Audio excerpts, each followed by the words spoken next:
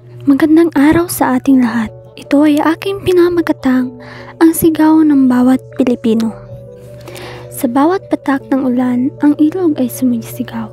Hindi lang tubig ang umaapaw kundi pati ang hinaing ng bayan. Mga bahay na nilubog, mga pangarap na winasak.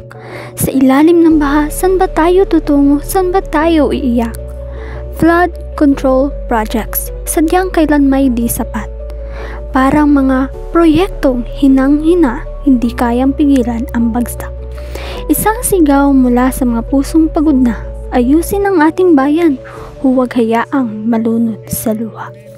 Bakit tila laging huli ang aksyon habang ang tubig ay patuloy na bumaba sa ating mga tahanan? Mga bata, matanda, nagtatago sa banyo sa bubong, sa kung saan-saan, habang ang gobyerno ay tila natutulog sa gitna ng unos at bagyo. Hindi lang proyekto ang kailangang baguhin, kundi pati ang malasakit at pagkilos na dapat ipakita. Hindi tayo mga numero lang sa ulat, tayo'y may buhay na ginagalaw.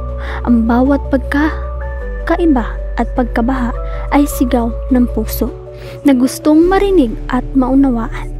Halina't magkaisa, itaas ang boses ng bayan, magsulong ng tunay at matibay na solusyon, hindi yung panandalian lamang.